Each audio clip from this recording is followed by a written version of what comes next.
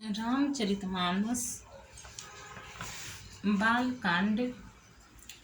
विषय ब्राह्मण संत वंदना। भावार्थ सहित। बंदौ प्रथमं महीसुर चरना, मोह जनित संशय सब हरना। सुजन समाज सकल गुण खानी, करऊं प्रणाम सप्रेम सुबानी।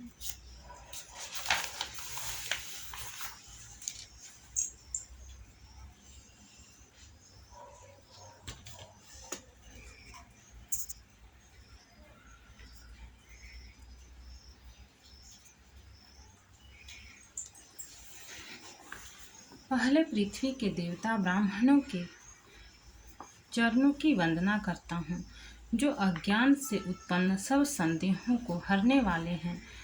फिर गुणों की खान संत समाज को प्रेम सहित सुंदर वाणी से प्रणाम करता हूँ। साधु चरित शुभ चरित कपासु, निरस विशद गुणमय फल जासु। जो सही दुख पर छिद्र दुरावा, वंदनीय जेहि जग जस पावा।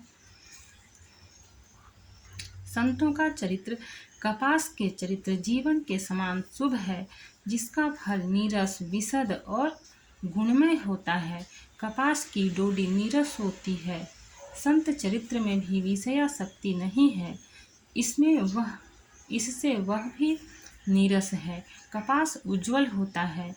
संत का हृदय भी अज्ञान और पाप रूपी अंधकार से रहित होता है, इसलिए वह विशद है और कपास में गुण तंतु होते हैं। इसी प्रकार संत का चरित्र भी सद्गुणों का भंडार होता है, इसलिए वह गुणमय है।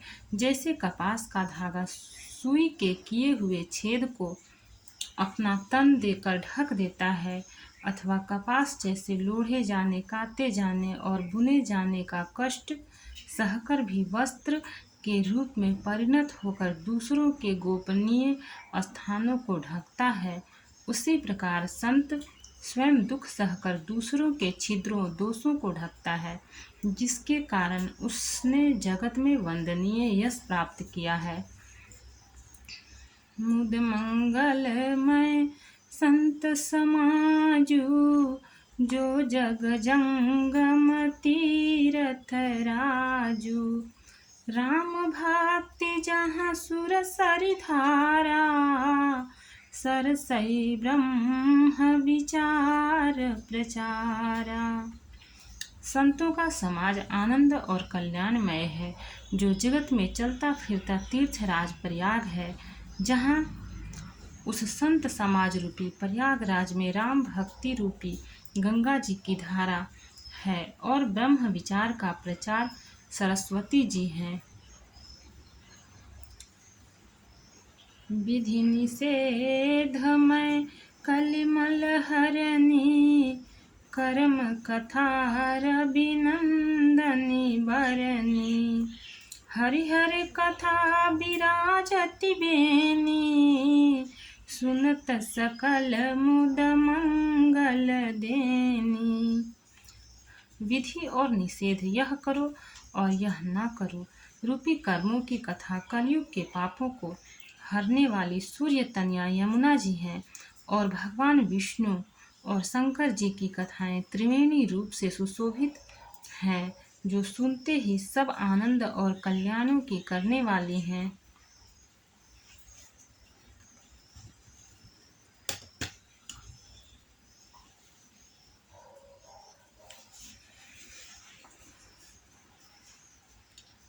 बटु विश्वास चल निज धर्मा, तीरथ राज समाज सुकर्मा। सबहि सुलभ सब दिन सब देशा, सेवत सादर समन कलेसा। उस संत समाज रूपी प्रयाग में अपने धर्म में जो अटल विश्वास है, वह अक्षय वट है। और शुभ कर्म ही उस तीर्थराज का समाज परिकर है। वह संत समाज रूपी प्रयागराज सब देशों में सब समय सभी को सहज ही में प्राप्त हो सकता है और आनंद पूर्वक सेवन करने से क्लेशों को नष्ट करने वाला है। अकथ अलौकिक तीरथ राउ दे सद्य फल प्रगट प्रभाव। वह तीर्थराज अलौकिक और अकथनीय है एवं तत्काल फल देने वाला है। उसका प्रभाव प्रत्यक्ष है। दोहा। सुनि समुझहि जन मुदित मन, माजहि अति अनुराग। लहहि चारि फल अछत तनु, साधु समाज प्रयाग।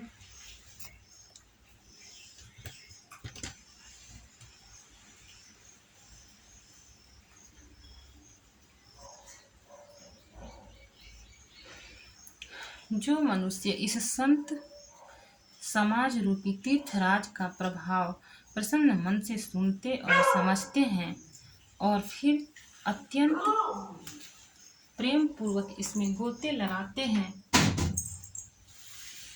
वे इस शरीर के रहते ही धर्म, अर्थ, काम, मोक्ष चारों फल पा जाते हैं।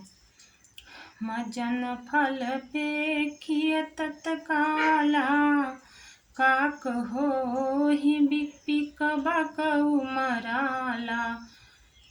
सुनिया चरज करे जन कोई, सतसंगति महिमा नहीं गोई। इस तीर्थराज में स्नान का फल तत्काल ऐसा देखने में आता है कि कौवे कोयल बन जाते हैं और बगुले हंस। यह सुनकर कोई आश्चर्य न करे, क्योंकि सत्संग की महिमा छिपी नहीं है। वाल्मीक नारद घट जोनी, निज निज मुख निकहि निज होनी। जलचर थलचर नभचर नाना, जे जड़ चेतन जीव जहाना। वाल्मीकि जी, नारद जी और अगस्त्य जी ने अपने अपने मुखों से अपनी होनी जीवन का वृतांत कहे। जल में रहने वाले, जमीन पर चलने वाले और आकाश में विचरने वाले नाना प्रकार के जड़ चेतन जितने जीव इस जगत में हैं, मति कीरति गति भूति भलाई। जब जेहि जतन जहाँ तेहि पाई, सो जानब सतसंग प्रभाव। लोकहु वेदन आन पाऊ। उनमें से जिसने जिस समय जहाँ कहीं भी जिस किसी यत्न से बुद्धि, कीर्ति, सद्गति, विभूति, ऐश्वर्य और भलाई पाई है, सो सब सत्संग का ही प्रभाव समझना चाहिए। वेदों में और लोक में इनकी प्राप्ति का दूसरा कोई उपाय नहीं है।